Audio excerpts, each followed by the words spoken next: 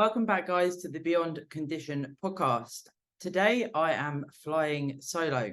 Now, I wanted to bring you this episode because the last two episodes that have been released on the podcast have actually held quite conflicting views on the use of steroids. And for me, it's always at the forefront of my mind when delivering podcasts, when looking for different guests, when deciding on the topics, that I offer as much education and clarity as possible. So off the back of recording the two episodes, I personally felt, okay, so would this add confusion if you are looking at going down the assisted route or you are already assisted? And also for natural athletes or coaches that listen, sometimes gaining that education around the use of PEDs is incredibly helpful for clients you may have, or like I say, if you're considering going down this route. So then it was like, okay, could there be merit for an episode to consolidate my own views on the last two episodes?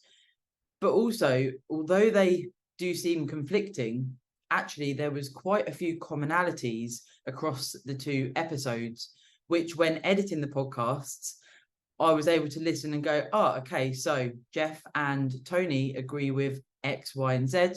And hopefully I can offer, like I say, some clarity around some of the things that maybe felt conflicting across the two episodes.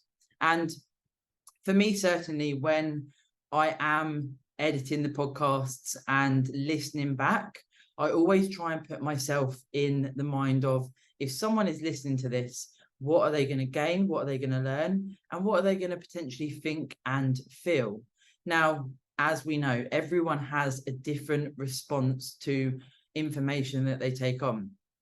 From me listening to podcasts before starting my own podcast, I always felt it was quite an intimate exchange. You've got the headphones in the ears, or if you're listening and watching on YouTube, you're seeing us talk about various different topics. But it can feel like you're getting to know the person that is speaking on the podcast. And you might only pick up one snippet of information across a podcast that may last an hour and a half long. There could be one thing, which I describe as a golden nugget, that you go, I'm going to remember that. So throughout each episode, because I do all the editing myself, it's like, okay, so if someone hears this and they use that information, is it coming across in the right way? So, like I said, today, I'm going to condense both of the episodes into my view and also hopefully resonate with some of you guys that have listened, and if there is any confusions around that. If you're watching on YouTube, you will see that this is the first podcast I've done this. I've got a little whiteboard with what I'm going to talk about today. Now, because it is to talk about two episodes that I've already released, of course, I don't want to miss anything out. But also it helps me to have that bullet point list of what we're going to talk about today. So we're going to be talking about competing naturally and progressing through into the pro league. The idea around legalizing steroids and that in an argument against things like alcohol being legal. Potential misinformation that you can gain when you're in this space, whether that be through social media, coaches, friends, whatever walk of life that you may pick up this information. Education and coaching, TRT, minimal effective dose, and if you feel good or worse when using steroids. Mental health and body image as a bodybuilder or competitor. The cost of being a bodybuilder, being a competitor, and the cost of steroids. External pressure, stepping away from competing, and the enjoyment that you can get from being a bodybuilder and or competitor. So I'm sure you will agree that it's going to be a nice, juicy episode. Now, I've spoke to you about my standpoint from what I always want to offer on the podcast.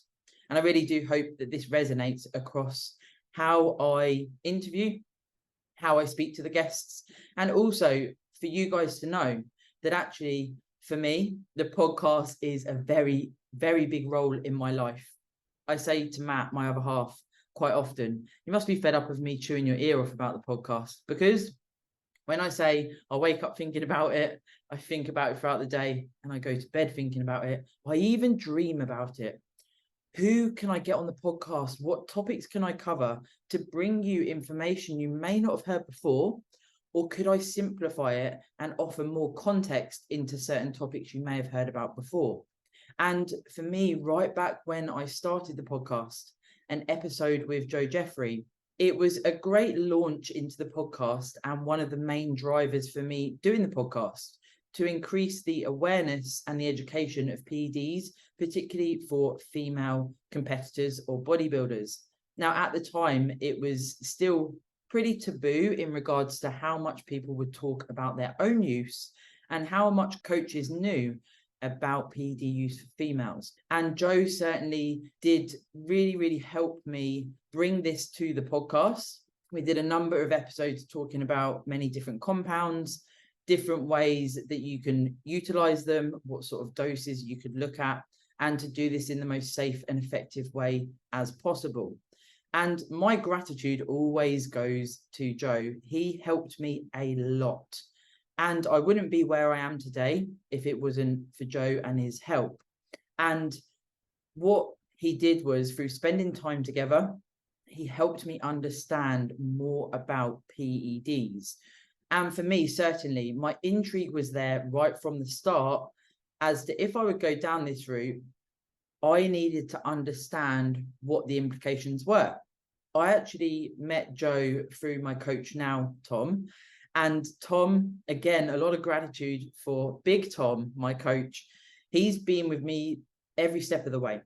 And we actually started talking on Instagram when I competed in Portugal. And I remember I was sending my check-ins to my coach at the time, and I was sending my check-in shots to Tom as well. And he was really, from the start, invested in my journey. I feel like now, of course, we've coached together for quite some time, but I feel like he could see something in me where I could have this ability to push.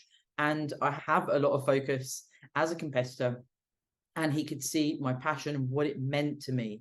So we've spoken before starting our coaching relationship, and we built that trust, we built that friendship, and then it has developed into our coaching relationship now. And I actually started listening to one of Joe's podcasts, and then I listened to the two that he was running at the time. And, you know, like I said right at the start there, when you listen to podcasts, you almost become friends with the person, even if you haven't met them. And when I was able to meet Joe in person, it was when Tom flew over from Vienna and we had a meet. And I remember I was on the train on the way to meet them, and it was like, I'm meeting two people that I really look up to, that I've only known through social media. You know, it's very humbling when I got into the sport not knowing any other bodybuilders, and you start to, you know, see who's in the industry, hear about different people, and you resonate. And I must say, both of them, when I met them in person, incredibly kind, incredibly invested in what I'd already done as a competitor, but what I wanted to do in the future. So like I say, the PED knowledge I was able to gain for myself really did help me transition into being able to share my journey as an assisted athlete and give me that confidence to be able to do so. And this is certainly something that I recommend. Now, there's lots of ways, of course, that you can look at this. And when I talk on the podcast about exploring your natural potential first, so this is what we're going to talk about. The first thing on the bullet point list is the natural potential, competing naturally first. So I myself recommend that one of the biggest drivers here is that if you're going to become a competitor and you've never done a competition prep before, it's very different to a normal diet. So it's often, the way I describe it would be, you're doing a diet, then you're going far beyond that. And of course, in a normal diet, there's not maybe as much relevance on hitting exact macros or following a food plan. Doing a specific training plan for your criteria to match when you compete. Potentially there's going to be step targets, but there's going to be, in a competition prep, you know, specific cardio. there's going to be lots of additional things like posing practice that we have to do in a competition prep. So I always recommend that you do a competition prep first, naturally, first of all, to see if you can adhere and follow through the competition prep and get to stage, but also to compete and see if you enjoy it. See if you can see that what you put into a prep in your mind, is it worth it? And would you want to do it again? Now, if you don't do that, then how do you know that you want to pursue being a competitor? Now, of course, in bodybuilding, there is some genetic freaks that have, you know, such a response to training, to nutrition, and then to PEDs also. And I know examples of athletes that have their sights set on Olympia, pursuing pro cards, competing internationally, that go straight onto using steroids. And again, as always, this is a personal choice. Ordinarily, I would say for most people, it's certainly worth doing a competition prep first, naturally, before even considering PEDs. I also relate this back to when you become a bodybuilder, there's many, many things that make up the fundamentals of bodybuilding. So this takes over your lifestyle pretty quick. Yes, we can make it a lifestyle, but there's a lot to do in a day. And this even includes your normal supplementation, the over-the-counter supplementation. And there's many instances, and this is not a dig at people that do forget their supplements, but if you're even forgetting your over-the-counter supplements, and maybe you're tracking, but then sometimes you're not, maybe you're training, but sometimes missing training, if you then add in PEDs into the mix, which requires an element of commitment, is that the right move? There is instances where people will use steroids and they don't monitor their nutrition, they train ad hoc, don't really care about steps, etc., etc. That's fine, you know, if that's what people want to do. But for me, doing this podcast and talking to the listeners, I know that a lot of the listeners are first timers, people getting into bodybuilding, and coaches that maybe want to explore the topics that I talk about. And this, I would say, is a good way to be communicating with people in regards to competing in its entirety. And if you do a prep, naturally, you also get the opportunity to see what you look like dieted down. If you use PEDs from the start, you do not get that opportunity. It's as simple as that. So there's a lot of pros to doing this. Now, with the episodes with Tony and with Jeff, Tony did this naturally for years. Jeff also competed naturally. And I myself, again, competed naturally several times before going down the assisted route. That enabled me to have substance in my own journey. So for me personally, I don't have very good genetics. I've never been into sport. I didn't know fuck all about nutrition and training before becoming a bodybuilder. Did some triathlon, but very, very different. And for me, the substance of my journey from, you know, my first prep where I got lean, but I was, I say, skin and bone, you know, I did not have any muscle. Well, obviously, because I hadn't trained. Second season, very much the same. The more off seasons I did, the more competitive I got, the more success I got. And that for me, it's a journey. And that is what I've always been invested in. That's what I've always wanted. And that's what my whole life has pretty much been, a big, big journey. Many, many challenges and many, many obstacles that I've spoken about on the podcast. So doing this naturally first, it added substance to my own journey. And the other big thing that I want to raise here is if you take steroids and you haven't competed before, you cannot compete naturally after that. So if you want to pursue this and you like it and you do this naturally first, you can do this as part of a natural federation. You can compete as a natural. You could also compete in an untested federation and see where you stand against people that potentially use assistance. That then helps you understand if this path is worth going down. because of course there's side effects to anything we do in life, right? So you then can weigh up the risk versus reward, and you can potentially look to go down this route. For me personally, it was certainly an exploration of, I want to see what I could do with my physique with assistance. And what are PEDs? Performance enhancing drugs.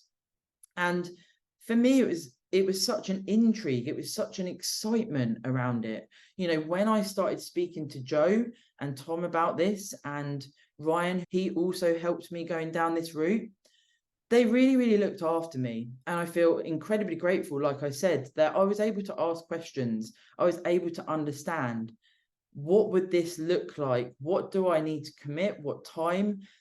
And really understand what I was putting in my body. And that's a message that I always try and get across. And even around the realms of injecting, right? I was like, I don't even like getting my bloods done. How am I going to inject every day? Because like Jeff said on the podcast, growth, you're injecting most people twice a day. And then the other compounds on top, depending on what you're running, you know, I had a point in prep where I was injecting 1, 2, 3, 4, 5 times a day. So 5 times a day, you're having to load your pins, you're having to inject your pins, and that does take time out of your day. So it's certainly a consideration into, if you go down this route, something that you need to factor in.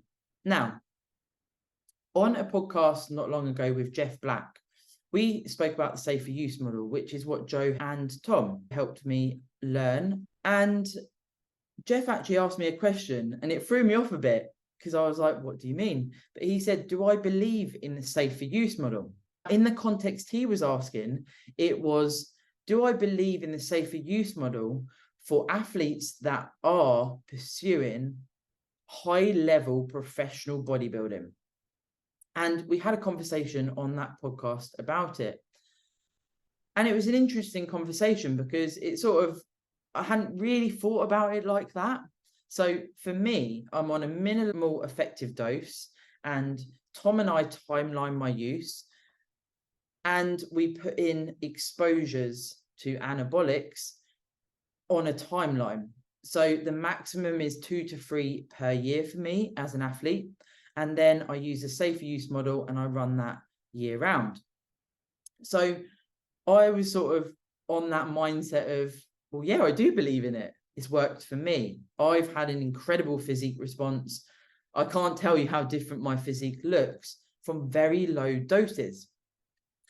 So then when he asked me this question, it was like, well, actually, depending on your category and what you're looking to do, how competitive you want to get, there's certainly a relevance on actually the episode where Jeff, this recent one, mentioned, if you are going to be IFBB, you're going to be Mr. Olympia, you are picked, you come out the womb like that. So there's certainly relevance there.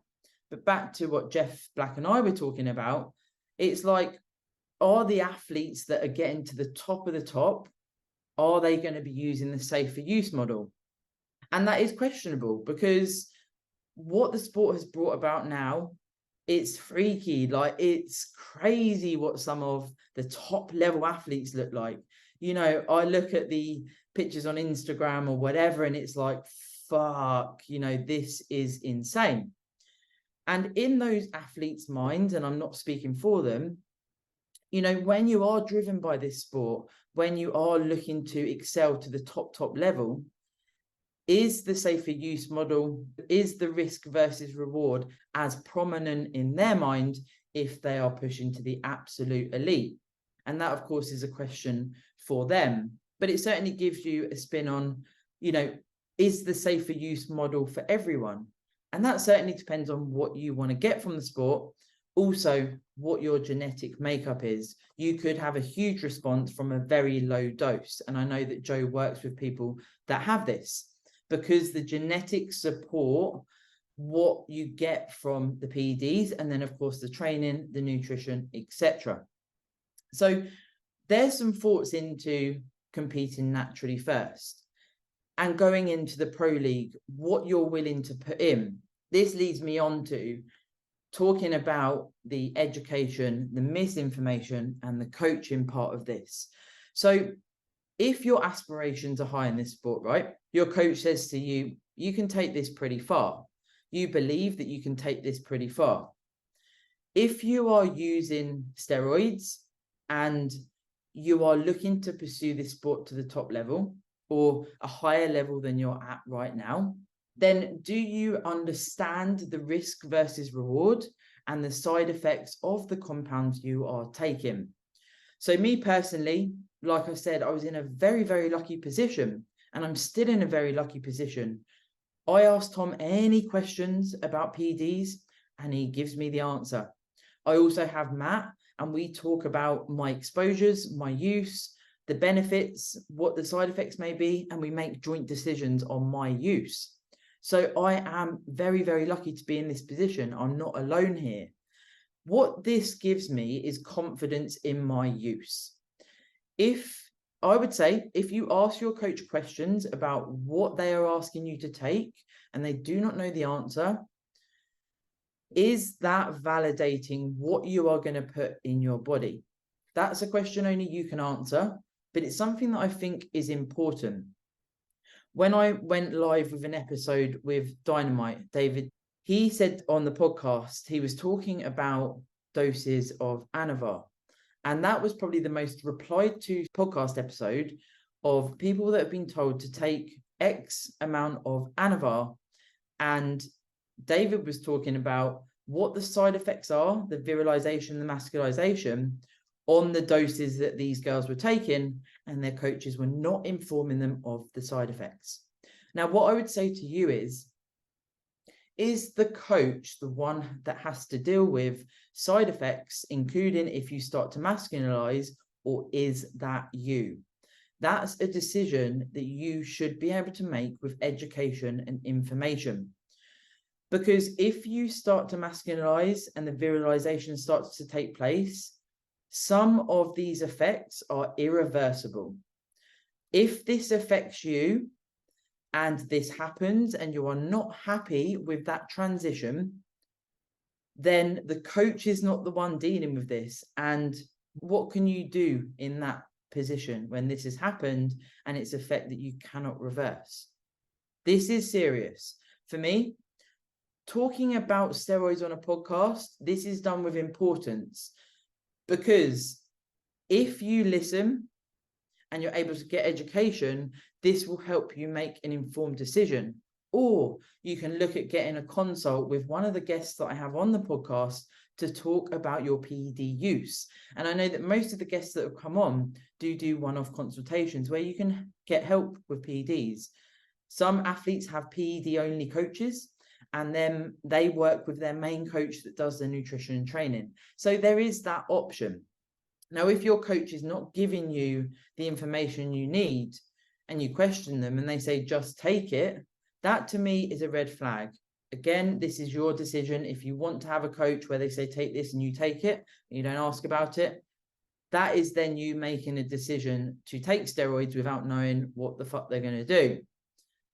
In Tony and Jeff's episode, they both agreed that there's not as much information as you'd think out there about PED use. So we often think, and Tony likened it to, as bodybuilders, so for Tony and I, you could easily think, well, everyone knows about it because we're in this realm. If I ask my mum what's steroids, she hasn't got a fucking Scooby. If I ask my friend down the road, she doesn't know.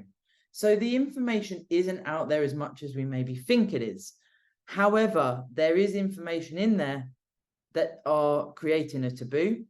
They are creating people to think bad things about steroids, but maybe not looking at things like the safer use model or the health benefits that can come from some of the compounds that I've been speaking about with both of the guests. So then this feeds into, do you legalize steroids? And the argument against alcohol. So both Jeff and Tony spoke about how is alcohol available for you to buy in a shop, but you can't then buy things like steroids or some recreational drugs. You can buy tobacco, And your GP may be prescribing you medication that has a fuck ton of side effects that you're not getting help with off the back of it. And to me, that's a pretty valid argument. Now, on the snippet on the reel that I did on Instagram with Tony and I talking about this, should you legalize steroids? And his opinion is yes. There was someone that pushed back on that a little bit. And actually, when you delve into it, they pushed back, but it was more like a personal response, an emotional response. So it was in regards to it's killing bodybuilders. But there is that potential argument of, if you legalize something, does that then help to control potentially of the use? And does it help the standard to be better? Again, I doubt that we're going to get steroids legalized, but it was something that was spoken about on the podcast, particularly with Tony. And there is also this conversation around when things are illegal, people are going to use them anyway. They're going to find them.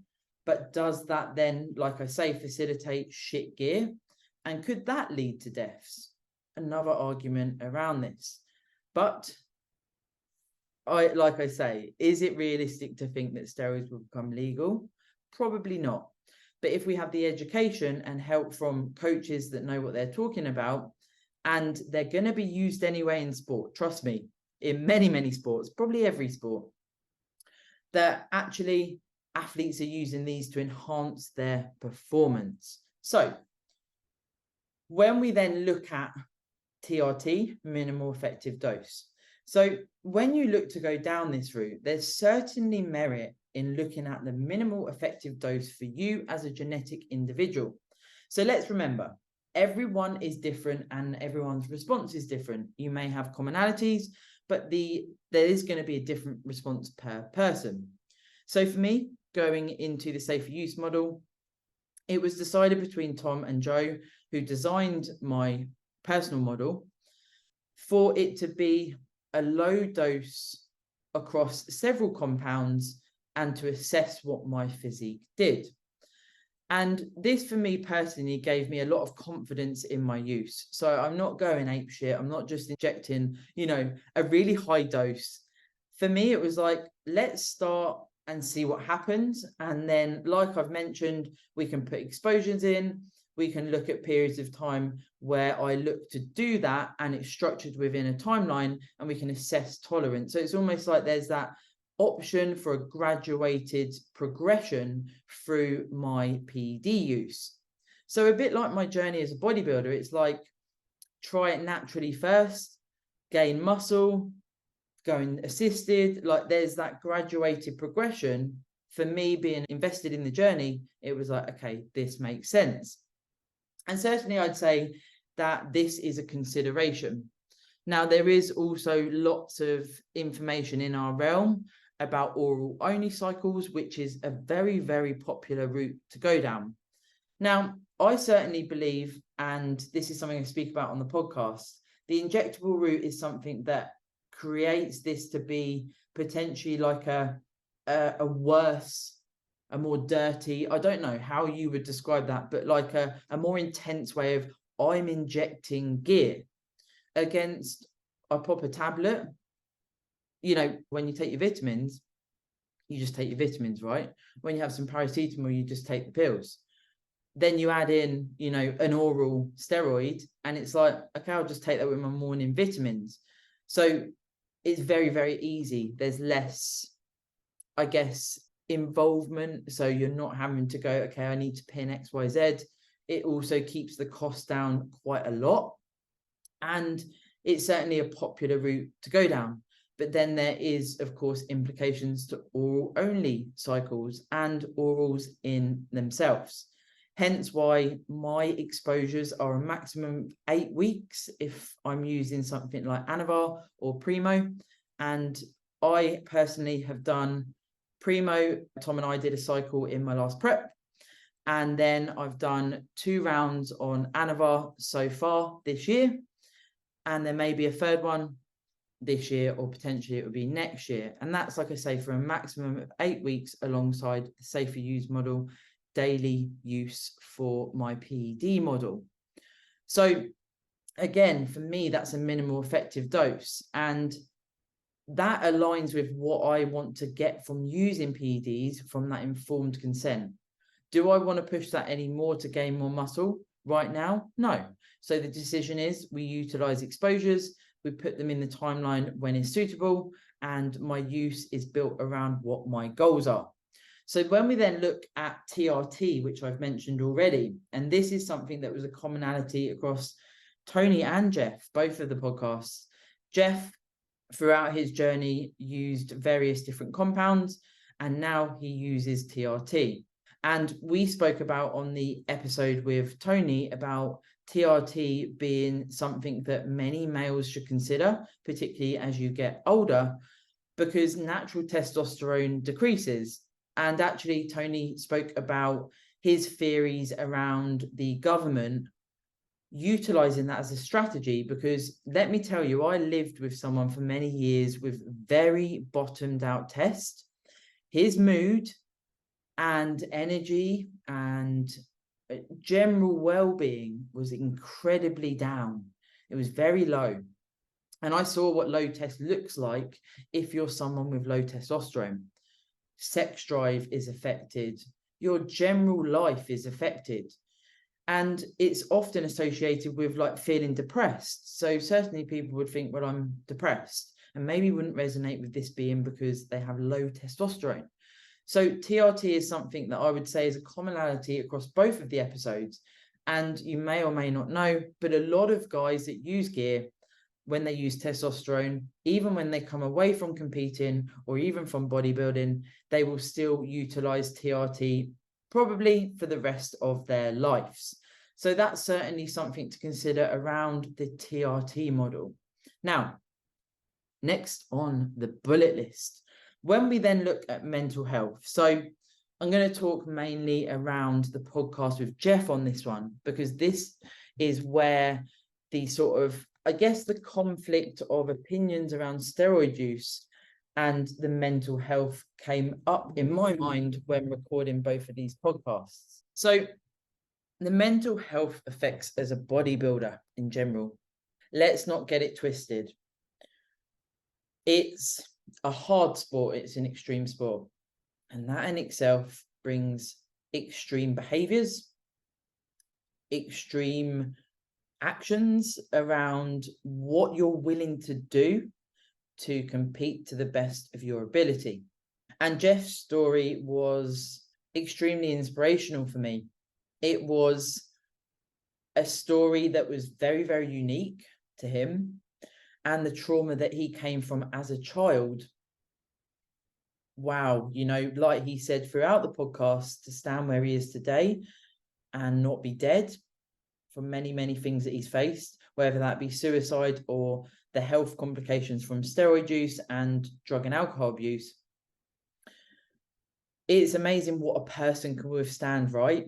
And he actually spoke about the mental health around competing, and a lot of bodybuilders competing because they're trying to hide a level of trauma, they're trying to suppress their emotions, and they want to funnel that into bodybuilding. Now, I can certainly relate to funneling sadness into bodybuilding. I wouldn't say I ever put anger into bodybuilding. I always felt lucky to be a bodybuilder. I still do. I believe it's a choice, but I believe it's a gift, because what a brilliant thing we can do. We can explore our own physique through our own hard work. However, for myself, that has raised a number of things that I've recently dealt with off the back of my last prep. And for me, certainly the body image and the food behaviors were two of my main challenges that I needed to dig down on and dig deep on. And it was fucking gnarly, I can tell you that. And I've done episodes around my food behaviors, and I've spoken about body image. Now, Jeff Black, the episode I mentioned earlier, he said this. His child's getting into bodybuilding at a young age, and he said to his son, be prepared to never look at your body in the same way. What a true statement, right? However, I've got to a point now, and I did a reel on this the other day, and I feel like a lot of people related too. Really? Wear what you feel comfortable to help with your body image. Try not to be pulled in by Instagram and what everyone else is doing, and try to adapt what you wear to the phase that you're in. So for me, I always wear oversized tees, but I've learned as a bodybuilder to help with my mental health that I wear clothes I'm comfortable in, not what I feel everyone else I should wear. And then that ties back into food behaviors. You know, there's a podcast going live later this month about why do I feel like this post-show. And I believe a lot of it comes from the pressures from other competitors, social media, or what we believe we should do, rather than actually we have a choice here. Now, when we then relate this back to PED use and steroid use, if you are not aware of the side effects of certain compounds and the effects on your mental health, then maybe you're not ready for this. And if you already have trauma in the background, if you already have instability in your life, if you then go down the use of PEDs, this for sure can have an effect on your mental health. Now, I must remind you here as well, we've got some differences here. So I've spoken about my use being a minimal effective dose around the safer use model. Jeff ran a lot more gear to a high level as he was chasing a pro card. And Tony's got a lot of videos on his YouTube that are extremely helpful in regards to providing information around side effects, how you can treat them, and what compounds provide from a physique standpoint. Now, the mental health side of things, I'd say for me, I've had two experiences that were showing me what the mental health side of things are from the use of PEDs. So personally, I certainly felt like there was definitely a level up in my assertiveness and my dominance from Anavar. I didn't notice anything negative. I felt like I was the leader of the pack. I would go into training hyped. I had a renewed energy. I felt stronger, and it was a very, very good feeling. You know, as a bodybuilder, we train, we want to feel strong. As a woman, it was like, I am on top of the world. I feel great. I also noticed an increase in sex drive, and I felt a general lift of energy and well-being. So that was good effects from Anavar. I didn't notice anything negative for my own use. Now, with Matt, he used Tren, and I'm actually going to create an episode of several of the guests I've had on already of their experience using Tren, the Tren Tales. But Matt he only ran it for a few weeks, but he had a change in how he felt. His mood was lower at times as the use went on. His sex drive increased, and we were running them at the same time. So this was ideal. But also he noticed that there was one experience, we were out walking and one guy walked close by me, just by me, he didn't touch me or anything.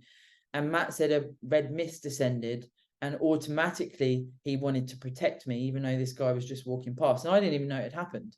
So that was a really interesting experience as a partner of someone using Tren. So Jeff spoke a lot about what happened for his mood. He never felt good as a bodybuilder. However, Tony was the complete opposite, and he was, of course, promoting the good effects of steroids. So from my point of view, going back to, depending on your goal, right? Let's get this clear. What are you looking to get from PEDs, and how far do you want to take it if you know what the side effects are? But if you start at implementing a minimal effective dose and try it, see if it suits you, see if you get a physique response, see if you like it, you can then escalate, right? So for me, that would be where my thought processes would head. But again, this is a personal opinion. I'm not here to be in your ears and tell you, okay, so you should use X, Y, and Z at these doses. What I'm here to do is hopefully offer some clarity off the back of the last two episodes, and also talk about my own use. And I'm never going to be here telling people what they should and shouldn't do. But of course, listening to me, hopefully it helps gives that insight. I touched on briefly costs. So as a bodybuilder, this costs, right? And I was speaking to Elle, one of my clients who listens to the podcast. Shout out to Elle.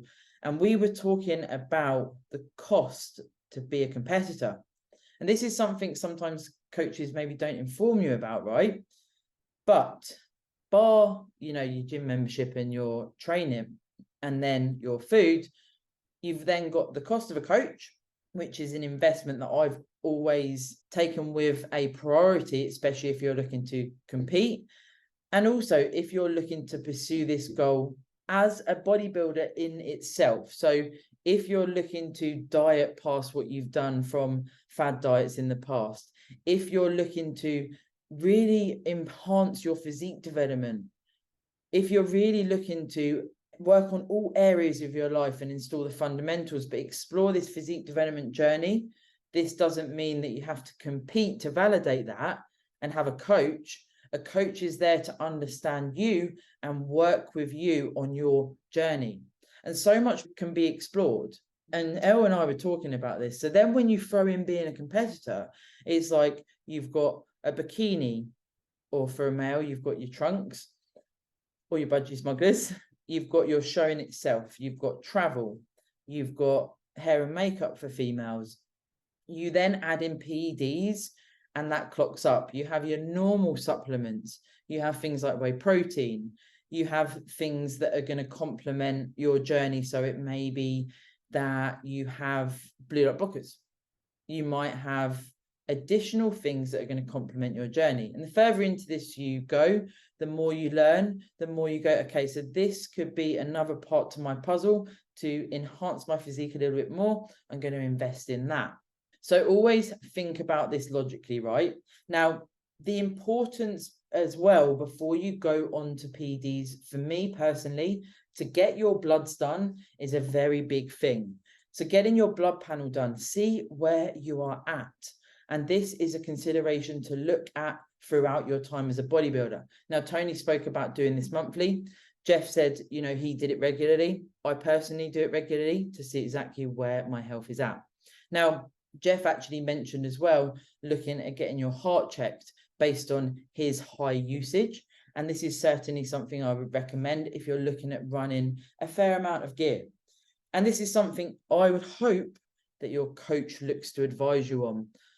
Bloods are a minimum. So then you put the cost of that in. If you do look at getting your heart checked, that is a cost.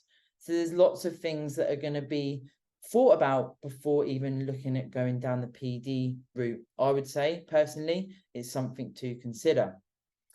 So another thing I spoke about on both of the episodes was external pressure. So I actually asked Tony, and he said about the methods of having friends that question you. And Matt says this about me, he likes how I challenge him. So if he does something, I say, why are you doing that? And that there's elements of that is very, very intriguing as to how that can help you grow as a person.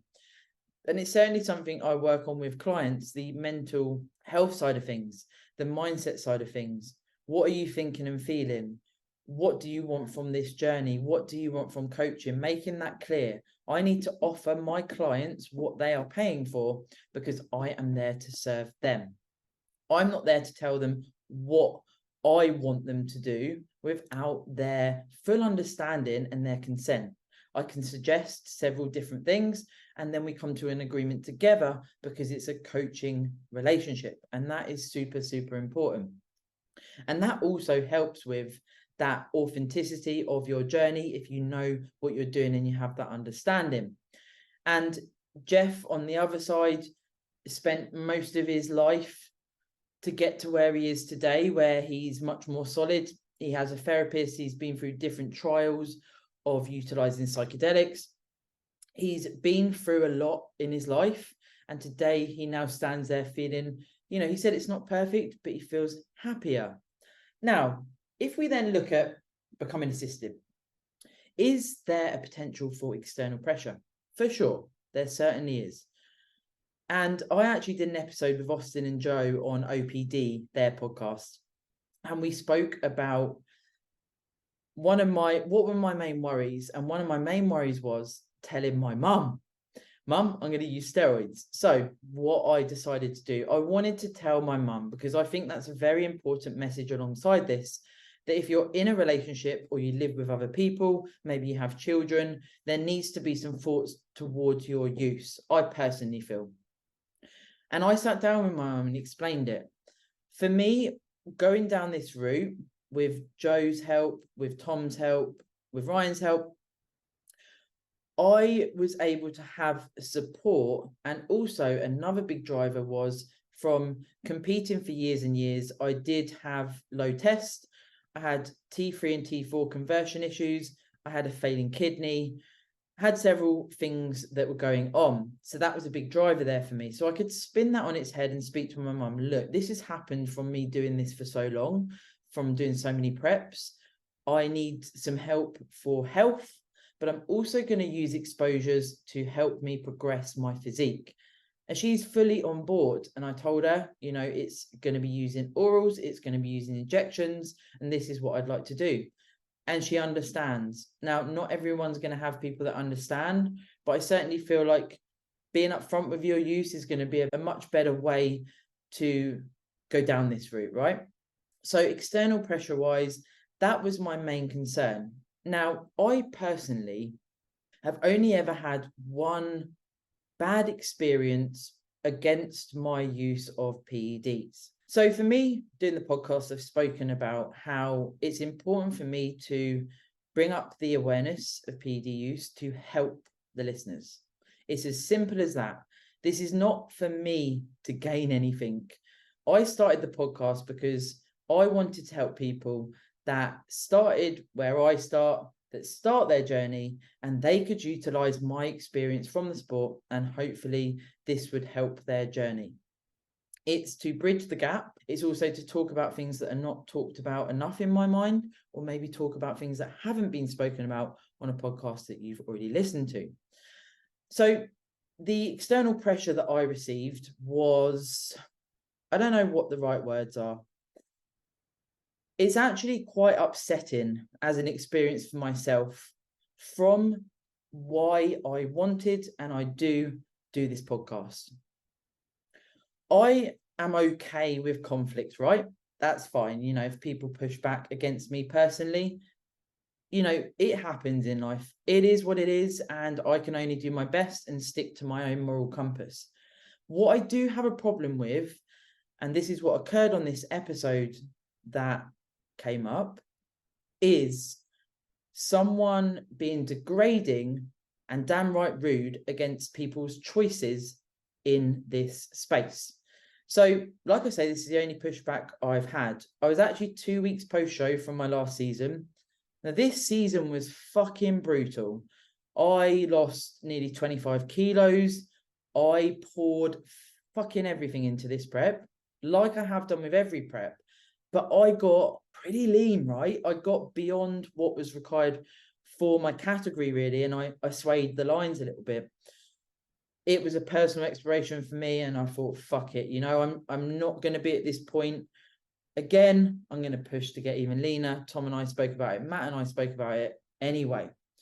The reason I raised that is because 2 weeks post-show, I was still hanging out my arse. I was eating a lot of food, you know, the food had gone up, training had gone down. I was still losing weight. I was struggling to gain weight because I got so skinned. And you're in a vulnerable position. I'm happy to say that now. And I didn't know whether I'd ever speak about this episode actually coming live, but today, talking about this external pressure as part of the podcast, I think it's important to actually talk about my own experiences, is if I've had external pressure about using steroids. So 2 weeks post-show, hanging out my arse. I book a podcast with two people, and it's to talk about natural versus assisted bodybuilding. So, of course, I'm excited to record this episode. I personally praise bodybuilding as an entirety. Whether you are natural or assisted, generally you're working your fucking arse off. Whether that's amateur, pro, who gives a fuck? You are putting a lot of effort into this, right? So for me, The podcast isn't about promoting steroids. It's about helping people understand more about them. So I would never, ever attack someone for being natural or assisted. First of all, I've been both, but second of all, it's a personal decision. And both sides of bodybuilding both include incredible amounts of discipline and commitment. So we're talking through on the podcast, and I spoke about why I went on to steroids, and it was, of course, to improve my health markers, but also to explore physique development. And the guest that pushed back on me said that, in his personal opinion, I looked worse by using steroids. Now, he's very well known in the natural bodybuilding scene in the UK. And I personally, like I said, I can take conflict. I said, okay, that's your opinion, and brushed over it, because at that point I was still going to be releasing this podcast that did not go live. And it was like, okay, cool. The listeners can hear that I've had a pushback on my own PED use. That could be, useful for them. And also, everyone has opinions, right? Cool. So then it went on to his opinions around women that take steroids. And this, for me, as you can probably hear in my voice, became the point of, I will not be going live with this episode. To tell me that women that use steroids should not be in professional careers, that they will find it hard to find men that they can date. For me, if that podcast went live and someone listened to this podcast who uses steroids and that affected their mental health, I would not sleep at night. And I'm telling you, that's the only podcast that hasn't gone live, and it's still sitting on my laptop, because I do never, ever want to be someone that causes people problems through disrespecting and being rude about their own choice. Now, like I say, this is the only time I've actually had pushback that I'm aware of, right? People talk, whatever. And it also gave me some insight into what people may think about your steroid use. I've had several episodes of people that have faced external pressure, and they've come through it, and they've given different anecdote, different tools that you can think about with external pressure. And for my own mission is finding your authentic self and standing strong in that, and enjoyment from life certainly helps with external pressure. The more and more you become stronger in yourself, who you are, what your why is in life, what your goals are, people that are not your people, you can gravitate away from much more easily. But you also find out your moral compass, what you want from life, what you want to gain from interaction with other people. And that helps you realize you can say no. You can say, actually, I don't want to do that. Why don't we do this? And you can deal with external pressure much more easily. It's not always easy, but it can become easier. So when it comes to steroid use, the takeaways from that is, I would tell the people around you that are close to you, that you're living with, certainly. If you're close with your parents, as my example, that's a consideration. And I would also ensure that the people that you live with, if they've got any questions, that you're able to potentially provide them some resources to look at to help their education. So that's my personal thoughts on external pressure around the use of PEDs. Now, what I'm going to finish up with is the stepping away from competing and the enjoyment you get from being a bodybuilder. So Jeff didn't enjoy his time as a bodybuilder. However, he does now. He's not competing and chasing a pro card. So the use of steroids for him didn't bring about positive effects for how he felt. He also has and had body dysmorphia, bigorexia. So he wasn't able to enjoy his physique because he was always feeling small and wanted to keep pushing to get bigger. Whereas Tony has noticed that he's enjoyed his whole time from doing it naturally for years, going into using, as he calls, chemistry, and he gets the positive effects from that. And if he notices side effects, he knows what to do to stop them, or he can change what he utilizes as part of his stack.